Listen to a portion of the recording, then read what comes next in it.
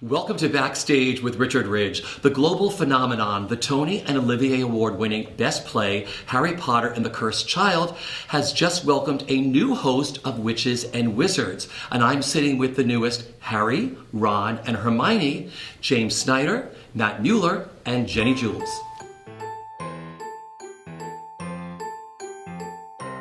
Well, first of all, welcome. I am thrilled to be sitting with you. I mean, the new Fab Three of the Harry Potter world, right? Right? I mean, you're Harry Potter, you're Hermione, you're Ron. I mean, what's it like returning to Broadway and coming into Harry Potter? Well, it's great getting to do something like this with your three new friends and your three old best friends. Yeah, I mean, it's like it's a treat. It's an incredible group of people. We're stepping into something that already had such an amazing history and friendship already kind of built into the stories, and we built our friendships on the first day. Yeah, pretty much, and it was great. The process. We started with an intro to magic. Yep. So we all did magic tricks for each other. We all had to learn them and then present it because there are many elements to a magic trick.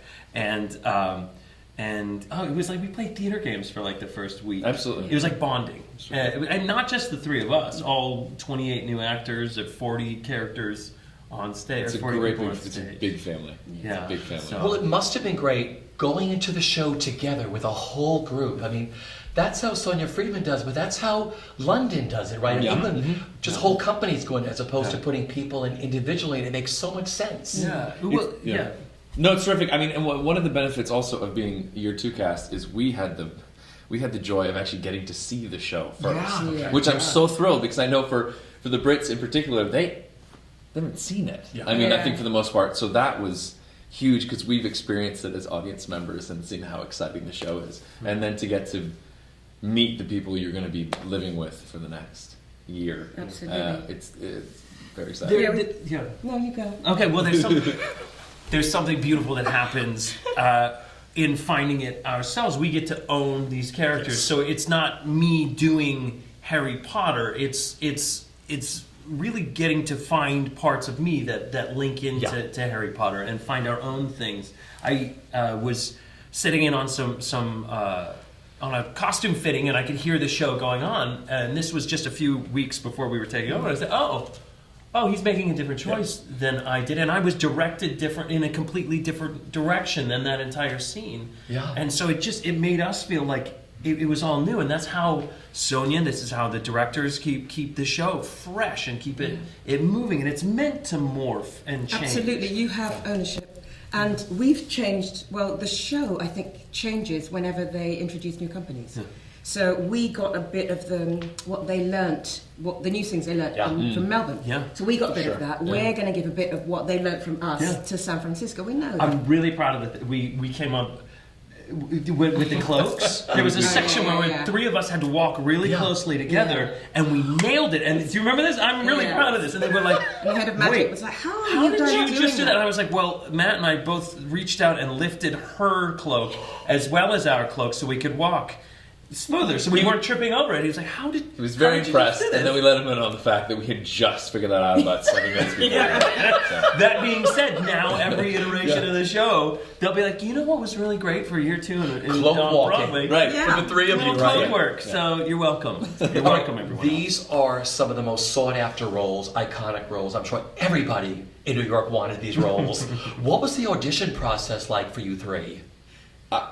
This is I think hands down the most lovely audition process I've had the pleasure of being a part of. I mean, from day one, and that it speaks a lot to. I mean, we talk a lot about the family of Harry Potter, and it's very true. But it feels very much like a top down thing. I mean, as soon as you walk in the room, because there's masses of people, creatives in the room, but from the get go, John Tiffany, Des Kennedy.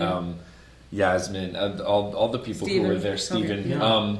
There's a love of the story. There's a love of storytelling. These people really, really know what they're doing.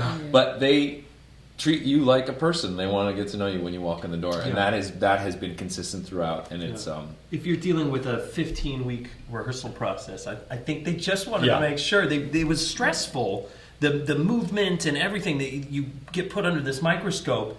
And I think half of the battle was just seeing how we reacted to the stress and whether we'd be someone to be enjoyable. Yeah. Be like, We're supposed to be okay? All right. Okay, great. All right, he's cool. And He's also cool. how you are in the room with others, because Yeah. they want family, they want Yeah. a company, you know, and when it's like there's no rotten egg, there's no person who is drawing too much attention.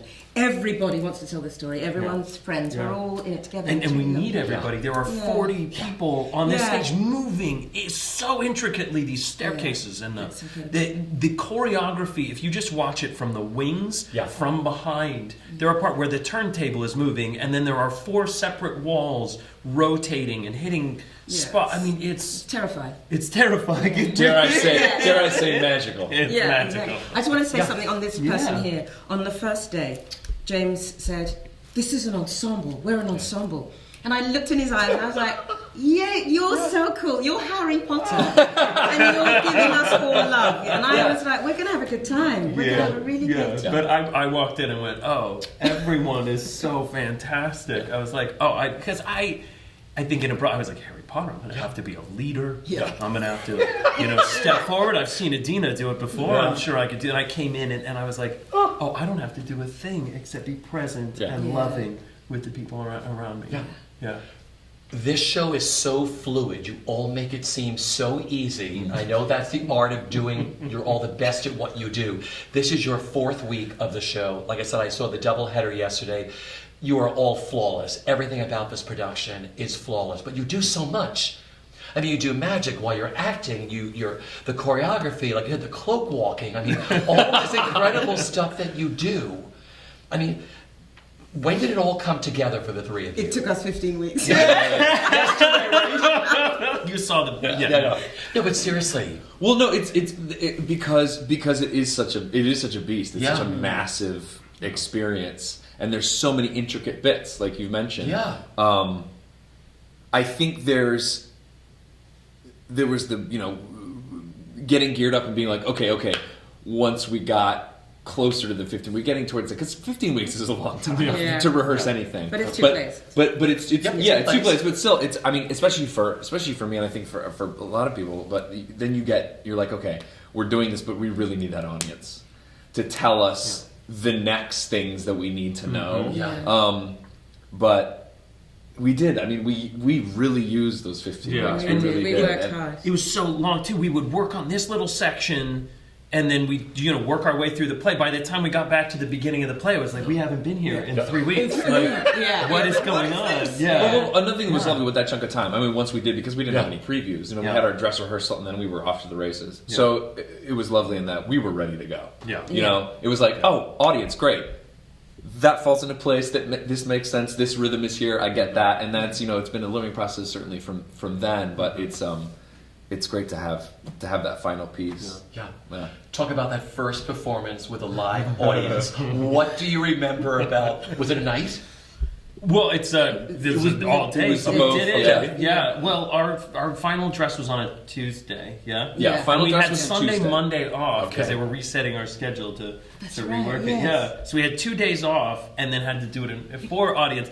But it was all friends and family. But everyone was in the dress circle and the balcony, Yeah. so they're all very far away. So it felt a bit like the laughs were like. But it was. I think they like it. I don't know. We don't know. It was still like Anyone out Christmas, there? though. It was Yeah. still like It Christmas. was. Like Yeah. it was just Was like it that next day? Like Right. the first big paying audience? Like, Thursday, right? what Thursday do you part remember? 1, Friday part 2. Yeah. Just the mass of energy. Yeah. Yeah. Especially from, I mean, and knowing it was our first go at it for real, and people in the audience, a lot of people in the audience knowing that too. Yeah. I mean, they were there for it. Yeah. And that was lovely. And there's a sound. There's this sound that's such a specific sound of people milling about talking before a show. When I know exactly where it lives in my heart. It's actually one of my favorite sounds, I think. And you can hear people, just the sound of the audience pouring through the legs as I start upstage behind the wall, and I could just feel, and it's. Yeah, I just looked over the stagehand and then I'm Harry Potter. This is happening. Right? All right, But and then you're all such iconic. I know. I mean, Yeah. when you all walk out, you hear these roar of thunder. Yes. Yes. Yeah. Like, there's Hermione, there's Yeah. Ron. Yeah. You know? But at the end of the day, it's a Yeah. great story about Oh, yeah. about families and Friendships friends and- just trying to just to be better or understand each other. And so really we just get to come out and just get out of the way Yeah. and just deal with the story and deal with each other and what we're trying to find together. It's one of the brilliant things about the piece too. So I had some friends here last night. Actually, saw the whole shebang. She had read all the books, so she was excited to see these people all grown up. And then my buddy never touched them. And we were talking about it's like you don't need to have all. It's fun. It's extra fun if you have all the backstory. Yeah. You get all the references. Easter eggs and all the references Yeah. and. Why are people awing at this point? Because they're talking about this character. It's Yeah. like you don't know, but you still get what's going on, and it's still exciting and thrilling and all that stuff. We're lucky, we're blessed. We've got an excellent script. The story is so brilliant, and we're playing these iconic literary characters. So it's like it's Thanksgiving, it's Christmas. Do you know what I mean? It's really Hanukkah. It's all of the celebratory days. Yeah, we feel. I suppose the sense of responsibility is quite high. It's quite great on us. We have a responsibility to tell the story and be the best we can be every day. So we have to do lots of self-care and keep fit and eat right and all the rest of it. But it's still, look at you. You can't stop smiling. We can't stop smiling. Yeah. It's a mammoth show, but it seems so beautifully paced and so beautifully directed and choreographed that I'm sure once you're on the journey, it's just over for you, and I'm sure it's exhilarating and exhausting in a great way all at the same time. Yeah. For actors, right? It's like I said, I say this all the time. It's like hopping on the Hogwarts Express. It really is. You hop on and you go, and it just that 2.5 hours goes by for part one. It ends with an unbelievable cliffhanger. Yeah. Unbelievable, and the sound of people going insane once the to be continued sign pops up is I love it's such a great feeling. And then it's like great, we're gonna go grab a bite to eat, maybe take a nap, and then that journey, the train just keeps chugging on all the way through the end. So what's like in between for all of you? You get that rush of doing part one, to be continued comes up, you get that break in between. What do you all do? We eat. Eat, maybe lay down. Maybe talk to people. I talk to my family. I've had a ton of people visit, so like In between. and I love. These are people that have flown out from California or wherever. So it's like I'm not going to skip dinner. That's kind of the only time I can hang out with them. So I've been spending most of it. So I'm looking for this honeymoon phase to wind down a little bit, so I can. It's not going to happen. It's never going to happen. Yeah. So I usually go to like Thai food and talk about Harry Potter for dinner with family. Yeah, and stuff. and just working with this whole new cast together, what that means to you. It's great. There are, how many people remain? 6? 7. Seven. Wow. They're amazing, and they've been so generous, and they've just literally had the widest arms to greet us. No one is snide or does it. Everyone is just fabulous.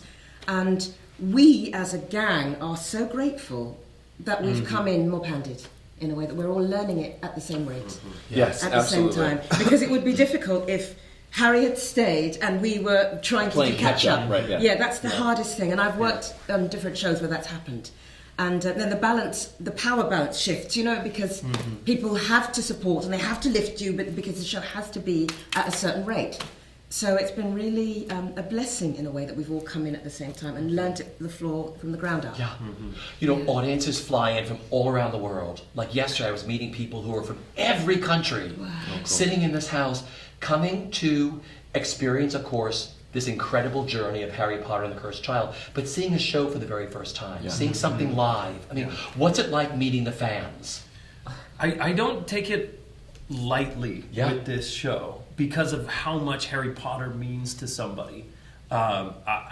It means to so many people, and also that it is a lot of people's first show ever. This is their introduction to Broadway.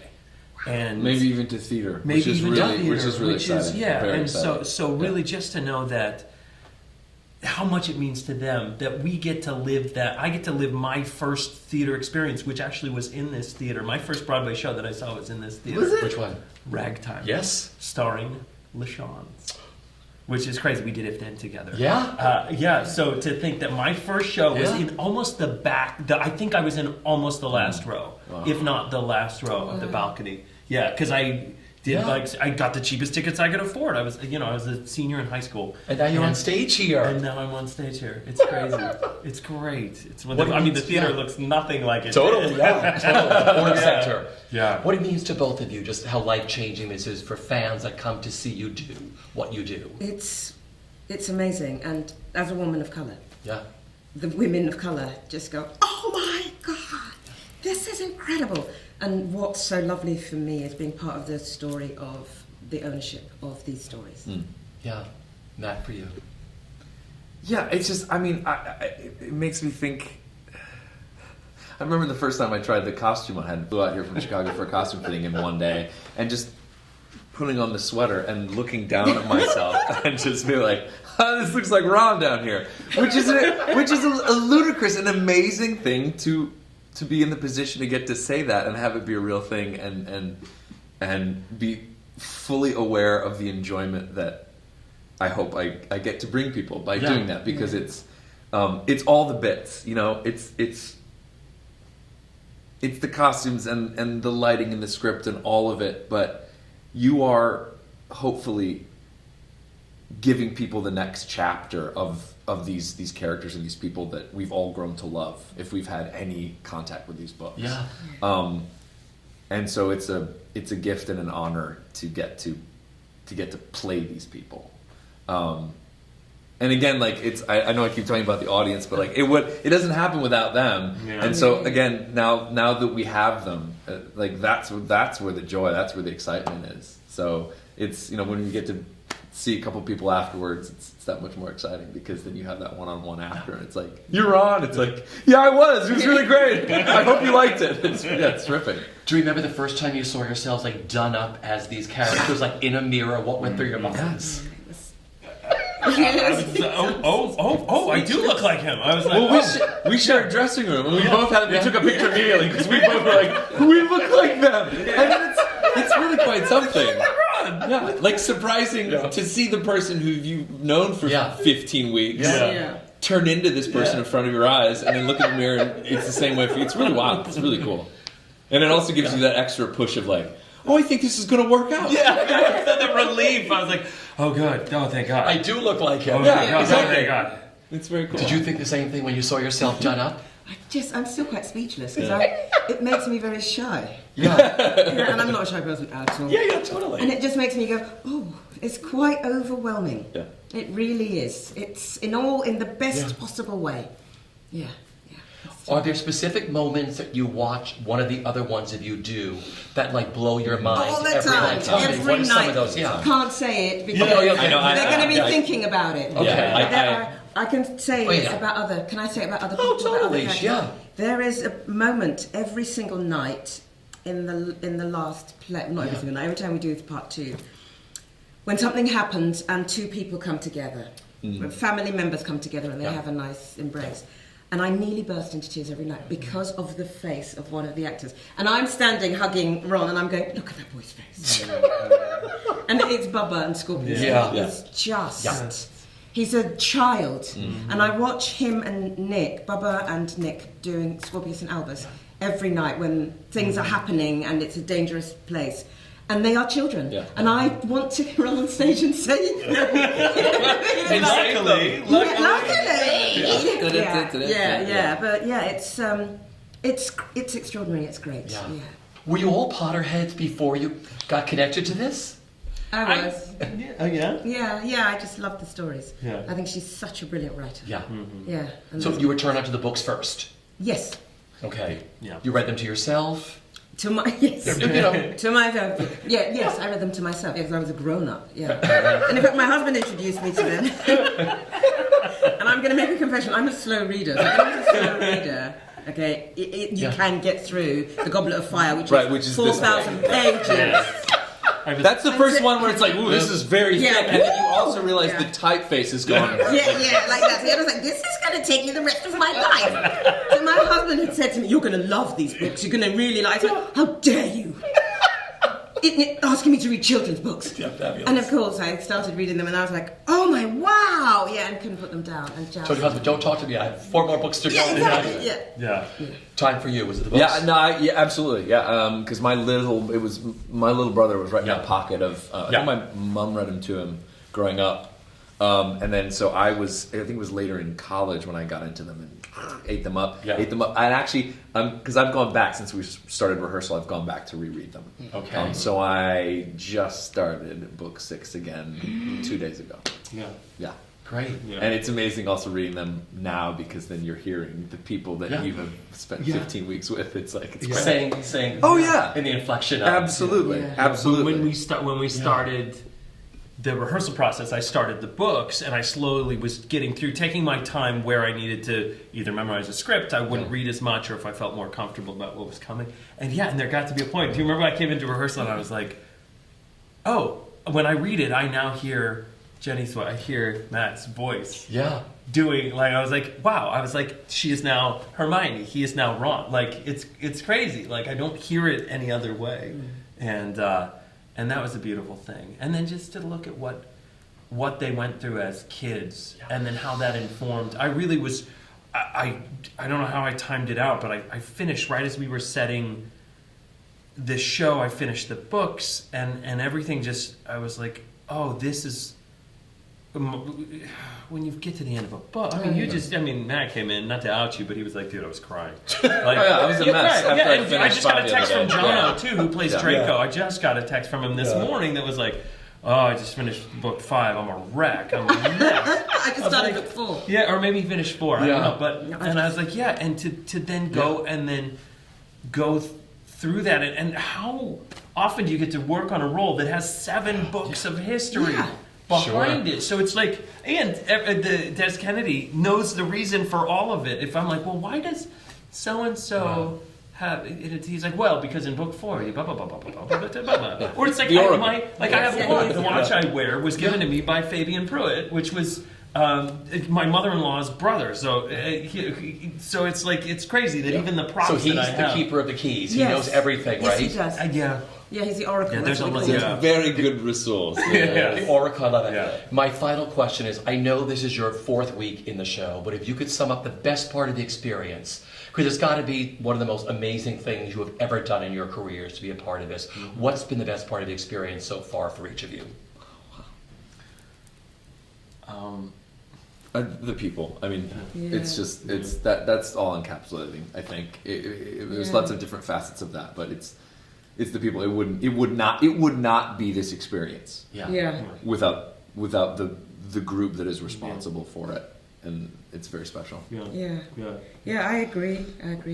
I also think that the audience are extraordinary, because it feels like the audience are all heart. And I remember when I saw this show last July, and I was sitting next to some kids, and they were talking to their relatives about what may or may not happen. And I remember feeling like a Grinch, with my fingers in my ears going, "You're spoiling it! This is spoiler alert!"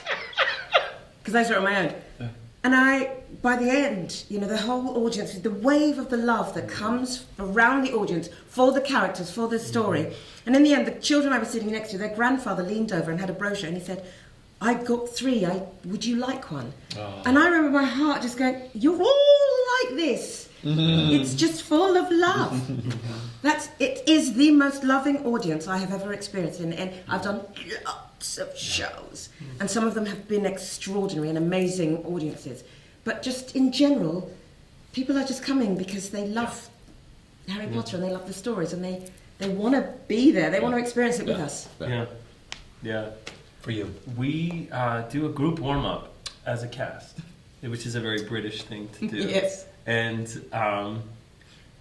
every aspect of that, it's just fun, because we all just get into the same page, and we do circuit training, and because there's a lot of lifting and pushing and all of this. And James Brown III, who If we could bring up a photo of James Brown III. Thank you. So you see how gorgeous he is. And he is a model. He's ripped, everything. You're like, oh yeah, that guy's buff.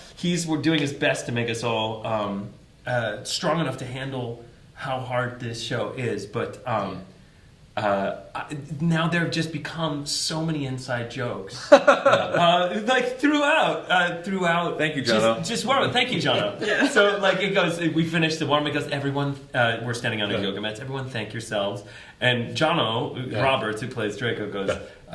Thank you, Jono. So now everyone in the cast goes. Thank you, Jono. And he's like, no, thank yourselves. And then that's like.